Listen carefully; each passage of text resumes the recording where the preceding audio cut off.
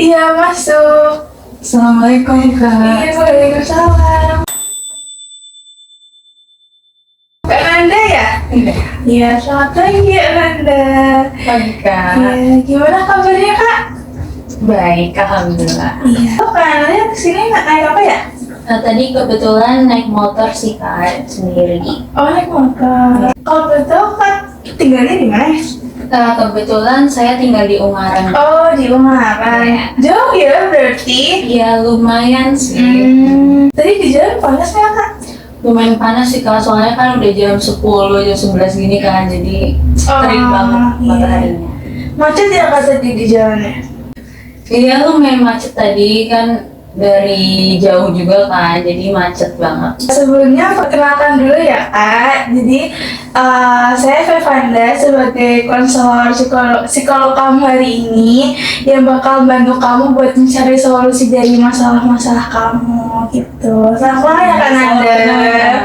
Jadi Kak Nanda ada yang mau mulai diceritakan atau mungkin ada hal yang membuat kakak khawatir belakangan ini? Jadi akhir-akhir ini tuh kebetulan banyak banget tugas-tugas kuliah yang numpuk dari dosen gitu. Jadi banyaklah tekanan-tekanan dari tugas-tugas itu gitu. Cuman saya nggak tahu nih harus cerita dari mana, dari apanya, dari mana itu saya masih bingung gitu.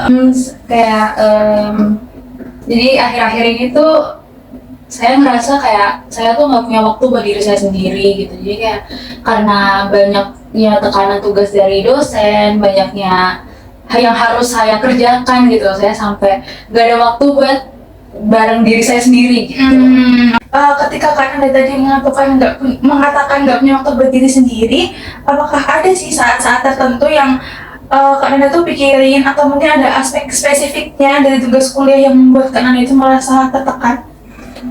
Saya sih ngerasanya hampir semua ya, hampir semua tugas-tugas, hampir semua beban-beban kuliah tuh benar-benar nekan gitu. Jadi setiap saya dimanapun saya berada, dimanapun saya lagi ngelakuin apa gitu, kegiatan-kegiatan yang di luar kuliah gitu, saya merasa kayak selalu kepikiran dengan tugas-tugas yang akan datang gitu loh, dengan deadline-deadline yang akan datang. Ketika Kak Nanda tadi mengatakan bahwa tugasnya itu semakin hari semakin berat, bisa nggak Kak Nanda ceritain lebih lanjut tentang seperti apa sih tugas-tugas kuliahnya, terus kegiatan Kak Nanda tuh sehari-hari gimana aja gitu? Jadi kebetulan tugas-tugasnya tuh benar-benar hampir setiap matkul tuh ada tugasnya, bahkan nggak semua matkul ada tugasnya.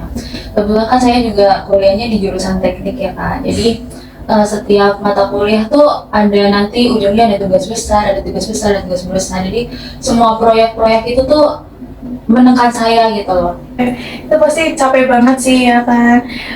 Terus Kak Nanda merasa nggak ada tugas kamu tuh berubah belakangan ini, kayak tugasnya malah lebih berat atau malah lebih ringan gitu, atau apa tekanan itu tuh udah Kak Nanda rasakan dari lama gitu?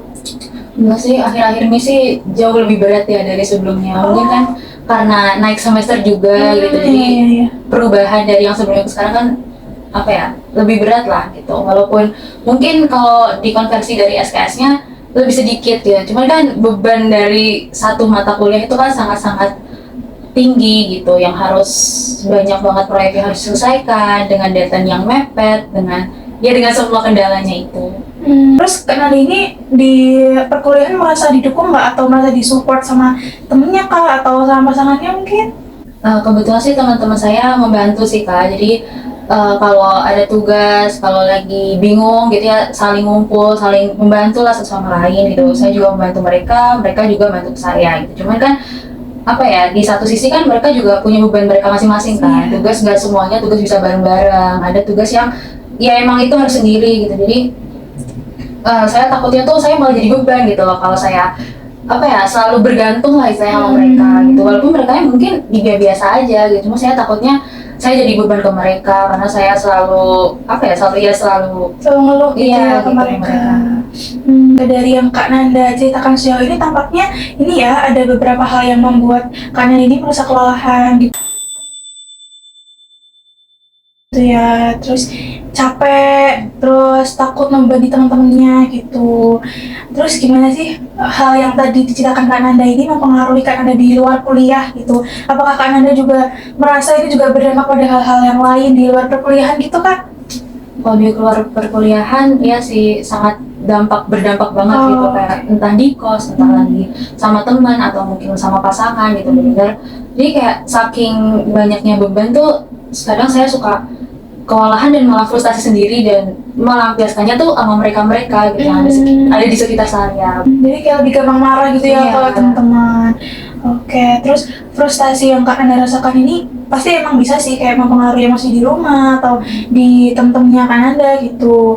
Terus menjadi mudah marah gitu. Itu emang respon yang alami sih ketika Kak Nanda itu frustasi atau stres gitu. Nah, Kak Nanda ini pernah nggak sih mencari cara buat mengelola stresnya Kak Nanda, cara mengelola frustasinya Kak Nanda gitu, atau dengan mencari dukungan dari pasangan atau teman-temannya gitu?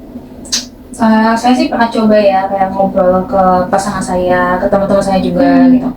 Dan mereka sejauh ini sebenarnya mendukung saya gitu, selalu memberikan saran yang positif. Pokoknya selalu mendukung hal-hal baik yang saya lakukan gitu. Tapi di satu sisi itu saya nggak pingin membebani mereka gitu dengan tugas-tugas kuliah saya. Pokoknya dengan beban pribadi saya tuh saya pingin menanggungnya itu sendiri gitu.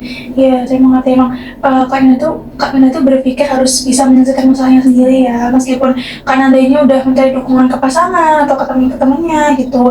Namun penting buat diingat bahwa minta dukungan ke orang lain, ke pasangannya Kak Nanda atau ke teman-temannya Kak Nanda itu sangat penting dan bukan berarti itu membebani mereka gitu, karena mereka pasti juga mikir kalau mereka tuh mau membantu Kak Nanda dengan cara yang sehat kayak gitu.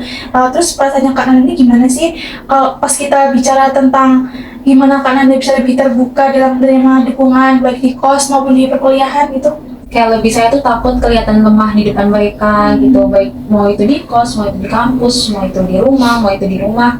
Jadi kayak takut aja gitu loh kalau terlihat seperti orang yang gak bisa nanganin masalahnya sendiri. Oke, emang perasaan yang terlihat lemah itu emang sangat kuat ya, terutama kalau Kak Nanda tuh mau memperhatikan citra baiknya ke teman-temannya kayak gitu. Tapi menerima dan mengakui bahwa Kak Nanda ini tuh butuh bantuan itu sebenarnya tanda kekuatan, bukan kelemahannya Kak Nanda gitu. Gimana kalau kita mulai mencari cara-cara buat Kak Nanda biar bisa mulai merasa lebih nyaman berbagi perasaan dengan pasangannya maupun dengan teman-teman Kak Nanda gitu. Tuh di lingkungan kampus mungkin kita habis ini bakal cari cara-caranya dari langkah yang kecil ya Kak. Iya. Oke.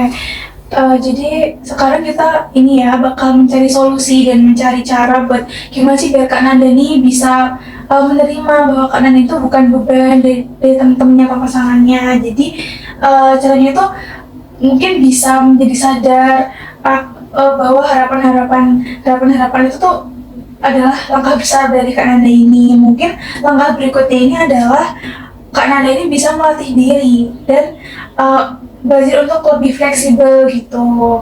Terus salah satu strateginya yang mungkin berguna ini adalah mindfulness gitu atau kesadaran penuh. Nah, gimana Kak Nanda ini lebih hadir dalam momen sekarang tanpa menghakimi diri Kak Nanda sendiri kayak gitu. Kak Nanda pernah nggak mencoba latihan mindfulness gitu kira-kira? Kebetulan belum pernah sih, gimana tuh Kak? Belum ya? Iya, belum.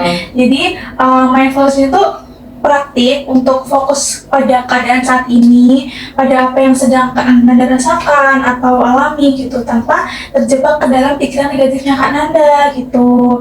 Jadi Kak Nanda tuh fokus aja pada masa ini, nggak usah cemas ke masa depan dulu gitu. Terus salah satu caranya ini kayak mungkin di waktu luang, di sela-sela waktu Kak Nanda kalau ada luang, kakak coba tarik nafas dalam-dalam gitu, terus memuaskan perhatian pada pernapasan Anda, mungkin bisa kayak yoga kayak gitu ya. Terus fokus pada fokus pada lingkungannya Kak Nanda yang saat ini kayak gitu.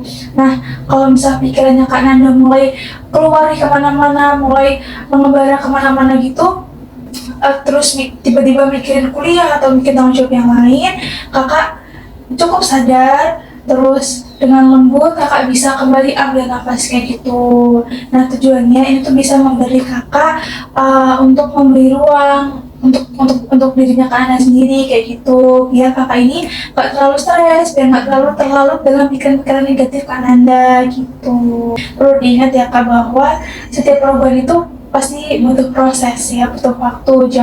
Jangan khawatir kalau kak Anda itu nggak bisa langsung melihat hasilnya dengan instan gitu. Saya akan mendukung kak Anda dalam nulis ini. Terima kasih banyak sih Kak. Jadi saya merasa lebih positif akan semua yang sudah saya lalui sebelumnya gitu. Apakah ada hal lain kak yang mau kak Anda sampaikan untuk mengakhiri sesi hari ini? Saya rasa udah cukup sih apa yang saya ceritakan tadi, dan dengan dengan konsultasi ini kan saya juga sudah mendapatkan ya sedikit solusi gitu. Tinggal bagaimana nanti saya konsisten dengan hal itu. Gitu. Kak Nanda ini jangan ragu buat menghubungi saya kalau kalian butuh bantuan atau kalian lagi kesusahan, mungkin bisa menghubungi saya gitu. Terima kasih ya Kak udah datang hari ini, makasih udah menyempatkan waktunya pada sesi hari ini gitu. Apakah ada yang mau ditanyakan Kak atau ada yang mau ditambahkan lagi mungkin? Udah cukup sih Kak, makasih banyak juga udah dengerin dari awal sampai akhir. Makasih udah ngasih solusi juga atas semuanya. Pokoknya makasih banyak atas bantuannya. Oke, sama-sama ya Kak. Saya senang bisa membantu Kak Nanda dalam menemukan solusi-solusi atas masalahnya Kak Nanda. Sampai bertemu di sesi berikutnya Kak. Terima kasih. Terima kasih.